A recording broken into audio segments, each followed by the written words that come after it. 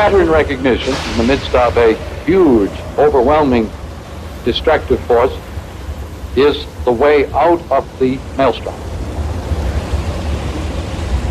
The huge vortices of energy created by our media present us with similar possibilities of evasion, of consequences, of destruction. I know that someone that practices yoga samadhi, you plug electrodes in his head, and when he says, I am reaching right now this state, you can see the encephalogram going wild. I mean, that's evidence that these guys are changing their brains with techniques. And that is one of the techniques or one of the skills needed to progressively differentiate yourself. How do you change it? Our brain is a computer that comes without a manual. We don't know how many computing modes it has. Yoga practitioners are able to reprogram that computer in several different ways to have several different experiences. How many other ways are there to reprogram the computer? That is the real question. You have seen many things. I have. You do not fear death, but sometimes you wish for it. Is this not so? Yes. I also. It happens to men who have seen what we have seen. And then I come to this place of my ancestors. And I remember, like these blossoms, we are all dying. To know life in every breath, every cup of tea, every life we take, the way of the warrior. Life in every breath. That is Bushido. Aye.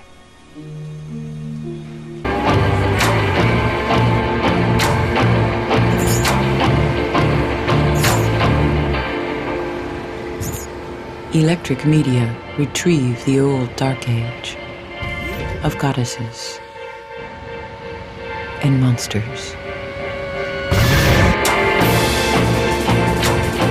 Our ancestors lived in a mythic world because they had none of the literate means of classification.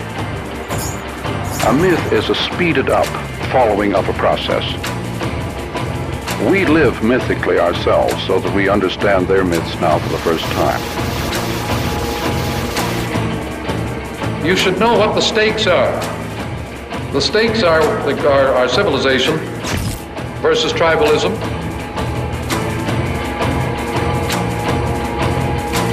And it's a considerable revolution to have been through 2,500 years of phonetic literacy, only to encounter the end of that road.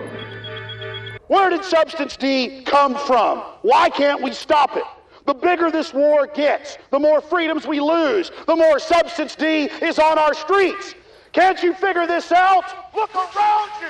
Look how far we've come. Humanity wasn't meant to live like this. Our every waking moment, tracked and traced and scanned. It's time to stop submitting to this tyranny. It's time to realize that we're being enslaved. Uh-oh, it's our tax dollars at work to protect us from ourselves. Hey guys, I used to be one of you. Stop selling out your own species.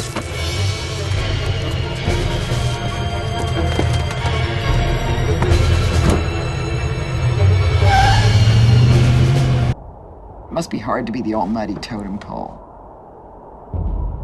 I mean, what do you do if you're become the media guru, but you're aware of the fact that you're being asked to give sound bites and God knows what else? And how do you get out of it if the media is in fact what you're talking about? It's one of the most painful parts of understanding McLuhan is when you read his letters beginning in the early 70s and he realizes his message has not gotten through. Nobody's really listening. What do you think is the most, I want to use the word effective, but that's not the right word, but I'm talking about television here. What has the greatest impact on audience? Is a TV program. Is television best when it covers an event like a space shot or the Olympics or a baseball game? is at best when it tries to entertain with movies at night, when it tries to inform with news programs. I'm sure that McLuhan was not satisfied that he'd been understood towards the end of his life. My own feeling is that he felt that people had not bothered to understand. The chief charge against McLuhan was simply to say he's a technological determinist. What he says is the machines make the rules.